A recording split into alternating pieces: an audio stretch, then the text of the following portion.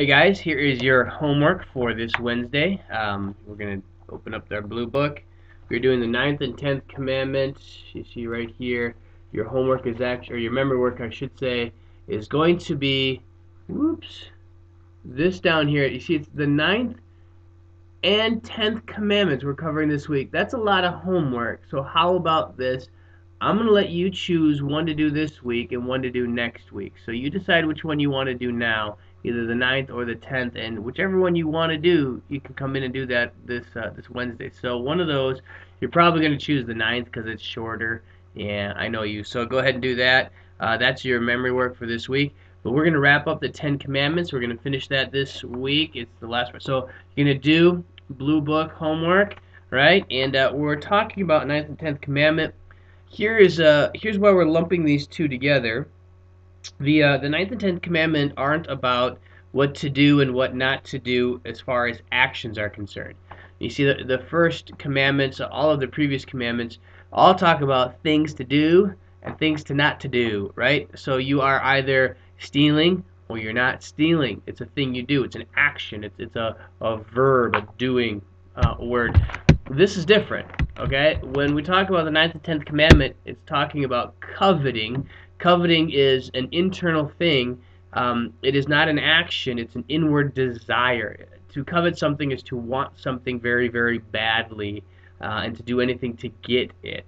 So it's kind of like greed. It's kind of like desperately wanting something. It's kind of like always thinking about your friend or your relatives or your neighbor's stuff and desperately wanting to have their stuff. It's kind of ugly. It's not a pretty thing whatsoever. So what I want you to do is I want you to first go to your Bibles and you're going to look up Exodus chapter 20 and you are going to read the 10 commandments there in Exodus chapter 20, okay? We've been talking about it for a couple of weeks. I just want you to read through it and I want you to get the context for it. And then what I want you to do is have that on the side, and then I want you to go and find the number of commandments that other religions have. Here's what I mean by that. We call these things the 10 Commandments. We have them listed by 1 through 10. That kind of makes sense. That's why I call them the 10 Commandments. It doesn't really call them the 10 Commandments in the Bible. They're just God's commandments because some people, when they read it, they go, well, there's not 10. There's less than that, more than that, whatever they say. Here's what I want you to do. I want you to go out on Google and I want you to find how many commandments other religions say that there are. Okay? So here's what you're going to do. Go to Google, open up Google, and you're going to simply Google the 10 Commandments. That's all you're going to do. And one of the first links, I think it's the very first one, is a Wikipedia. It's 10 Commandments dash Wikipedia, the free online encyclopedia. You know what it is. Click on that. If you scroll down a little bit on Wikipedia, a little ways down, there's a chart, and it's got different groups, the Jewish faith, for instance, Protestants, and you'll be able to see how there's a whole chart how they organize one through however many those commandments. Here's what I want you to do. I think you guys kind of understand the Lutheran 10 Commandments. What I want you to do is look at that chart and figure out why other churches organize the 10 Commandments differently. Okay? And there might be less than 10. There might be more than 10. I'm not going to tell you the answer.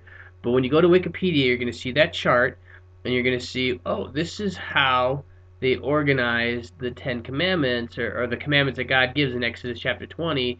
Let me figure that out. So read Exodus chapter 20, know what the text says from the Bible, look at that chart on Wikipedia and try and figure out what it means, why the Jews organize it different, why Anglicans organize it different. So I'll give you a hint. For the Lutheran Church, we take some of those first verses and lump them all together into the first commandment because they kind of all talk about the same thing. So find the differences, and the Lutherans have this as the third commandment, and this church has it as a different commandment. Okay, so that's going to be your homework. I'm going to put together the sheet. You can go ahead and click on it, upload it, or I'm sorry, download it, and it's just real short. That's your one homework assignment along with the memory verse. I want you to figure out the Ten Commandments.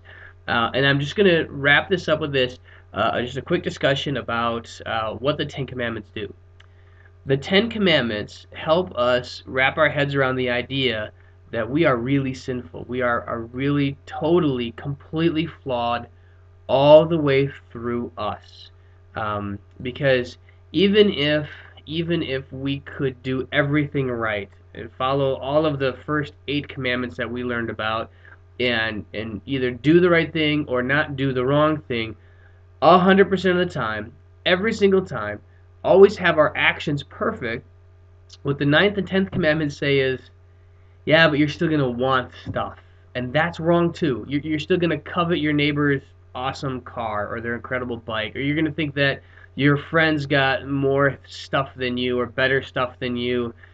You're always going to have the struggle of coveting.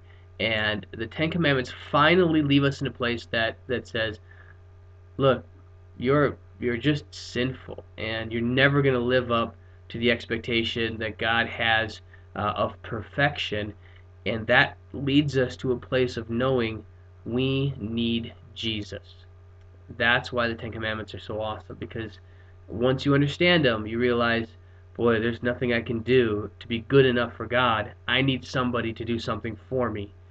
And that realization we should have all of our lives is that Jesus Christ is the one who has done that for us. Okay, that's what makes it great to have the Ten Commandments, memorized as you guys have walked through it and memorized each commandment. It's good to know that going forward, it's not about being a good person. These commandments help us understand we're never going to be good enough. We need Jesus, because we could never keep all these commands, especially the ones that aren't about what we do, but the way we think and about coveting. We can never keep all these commandments, but Jesus did, and then He died on our behalf to forgive us for when we don't keep these commandments.